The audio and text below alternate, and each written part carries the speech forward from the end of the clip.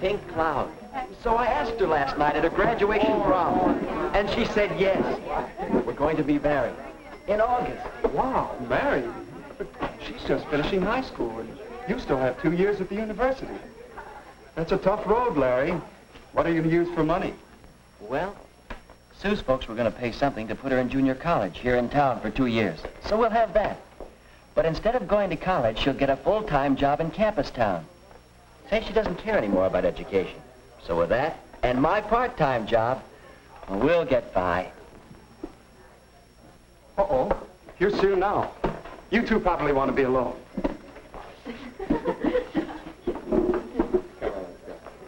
Sue, honey. Oh, Larry. Well, what's the matter? It's the folks' sake. We had a terrible scene. I couldn't sleep a wink. They don't approve. They say I'm too young. They want me to finish 2 more years of schooling before I even get engaged.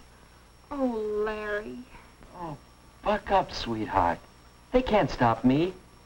Relax. And act normal till after your graduation next week. Then I can borrow Phil's car. Down to Greenville. There's a justice of the peace down there. We'll elope, honey. But, Larry, I wanted a church wedding. And all the parties and showers for me, too, and my folks. That would break Mom's heart. Well, we're the ones that are getting married, not your folks. I don't know, Larry. I read somewhere that a marriage without parents' approval has 2 strikes on it from the start. But if eloping's the only way... No, maybe it isn't. Maybe you could convince your folks that you should get married. But how, Larry? How? Say, I'll bet we could get some advice from the marriage counselor over at the church. His name is Hall. Phil told me about him. He teaches a course in marriage and family living at the college. Do you think he could help me with my folks? Well, it's worth a try, isn't it?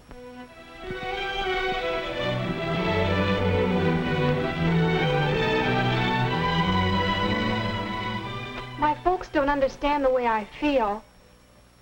So that's the story, Mr. Hall. Do you think you can help us get married? Why, I'm in favor of marriage. In fact, I spend a good deal of my time helping people to get ready for marriage. Now, let's see. You've known each other for... 3 months, 1 week, 2 days, and 17 hours. And you're 18, Sue? And 19, Larry? Have either of you ever been in love before? Well, but not like this. This is the real thing. Yes. I had a chum in college who had the real thing with 8 successive girls. Oh. Oh, it's all right if you have it, fine. It's a very important factor in building a happy marriage. But tell me, how do you know it's real love, the kind you can get married on? Why, ever since I first met Larry, I haven't wanted to date anyone else. The whole 3 months now. And besides, I haven't even had 1 quarrel with him.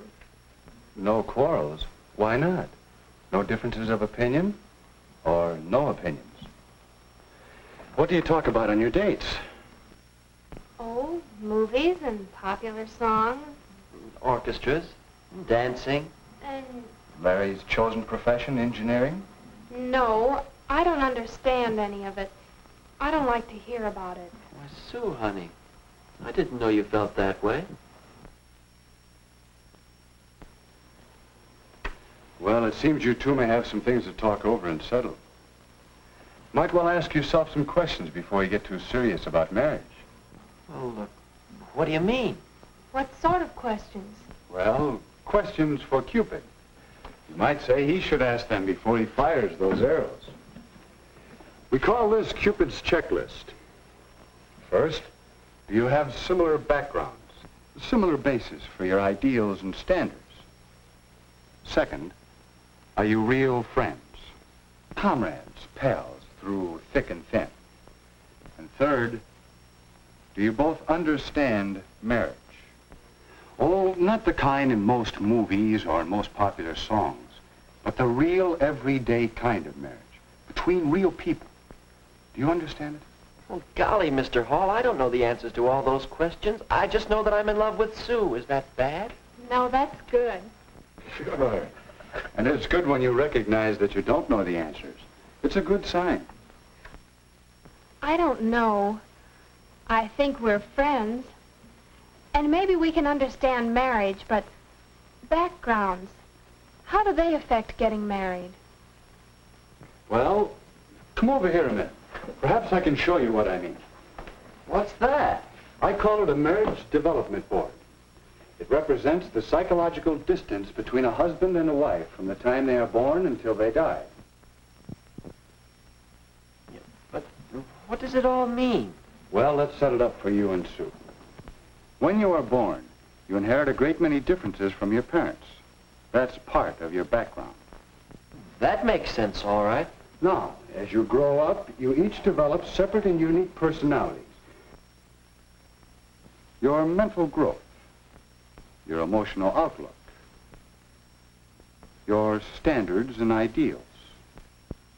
Larry, your distinctly masculine outlook on life, and Sue, your feminine way of looking at things, your capacities to love and be loved. In these and many other ways, you each acquire a background, so that when you first met, you were probably farther apart, probably more distinct individuals than when you were born. But I don't want to marry a girl like me. I want to marry a man like him. So even though we're close together here, we don't know how far apart we are there. That's right. When you two met, there was probably an early physical reaction, a romantic attraction that pulled you together, a love appeal that hit you sort of boing. How did you know? Well, it happened to me. It happens in some degree to most couples who become happily married. But it takes more than this boing. For you see, if you're too far apart psychologically, if your backgrounds are not similar enough, it can cause a great deal of argument and unhappiness until... It's gone. Where'd it go? That's what you'll be saying about your romantic love if these other things cause a breakup. No, sir. This is forever with Larry and me. Fine, I hope so. But don't you think it's wise to take time to find out how much strain these differences might put on your romantic love? But there isn't any time. Larry's going away in a couple of months. Yes. Did you two ever see these figures on length of engagement and how it relates to chances for happiness in marriage?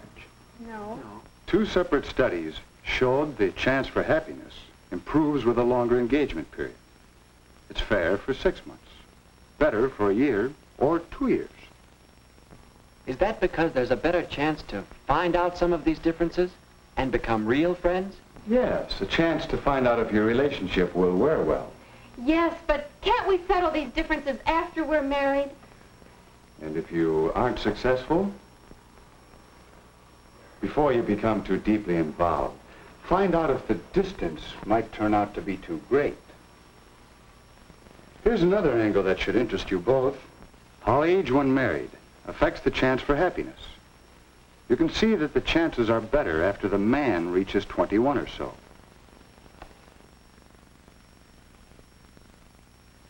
And the same study showed that the woman must be 19 or 20 before the chances for happiness begin to be good. But why? What's the difference between 19 and 21 or so? The difference is in you the next few years. You, Larry, and you, Sue. Young people seem to change and mature in these years from 18 to 21 or even later. So that a person you might marry at 18 or so will seem like quite a different person to you a few years later. Gee, hon, doesn't take an engineer to see that we're on the bad part of the curve of these graphs. All of them. Yeah. I see our chances aren't so good now. What are we going to do? I thought you were going to help us get married.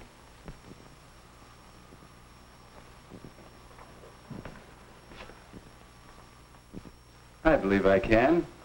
I think you two have a lot of what it takes to build a successful marriage. And yet, you wouldn't try to plan and build a house in 3 months, would you? Shouldn't a marriage have better planning?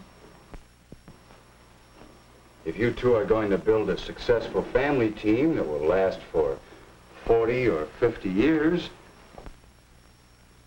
how long do you think it should take to get ready for it? All right. How do we know when we've done it? When the two of you are ready for marriage, you'll sense a new feeling between you.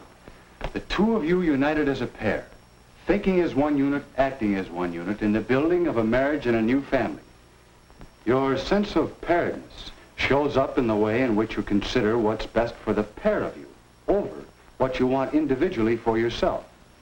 Think how often you speak of things from my point of view instead of ours. How often you say, I want, instead of we want. I guess it wasn't my folks that needed convincing, it's me. I mean, it's us, isn't it, Larry? Yeah, we'll say. And so, in terms of the checklist for Cupid, Larry and Sue began to examine their readiness for marriage. Do we have similar backgrounds? Do we agree on our religious beliefs?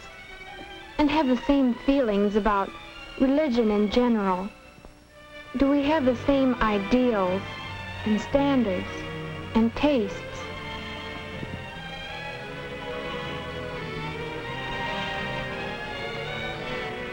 Do we enjoy the same friends? Do we share the same interests? And what about Sue and me? Are we real friends? Do we have a real happiness in being together? Talking? Or just doing nothing together? Does each of us really want to make the other one happy?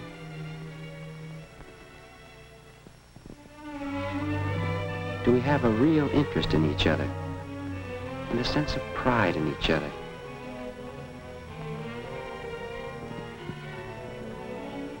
Do we know each other's peculiarities? Do we both have a spirit of give and take? Can we quarrel and come out of it with something better than before?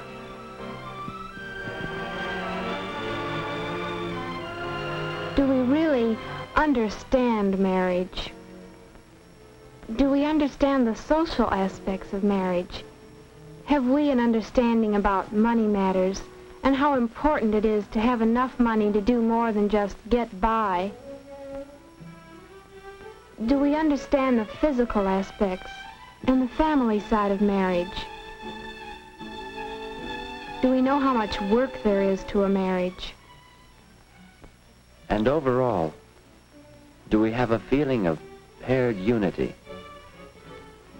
Those questions were helping us to find out just how strong our relationship was and helping us to strengthen it. So the next time we called on Mr. Hall, we realized how much he had been helping us. He had been talking for some time with our parents, and there seemed to be general agreement that Sue and I now had a much better idea of just how much psychological distance still separated us. If you want to, Sue, your mother and I, we can make arrangements for you to begin school at State U this fall with Larry instead of at the junior college. If we want to. Then, if you two get along, in school, that is, if you continue to reduce the psychological distance, then perhaps at Christmas vacation or at Easter vacation, we'll be glad to announce the engagement. Oh, Larry! And then we can be married when Larry graduates in 2 years. I mean, 1 year and 10 months and 3 days.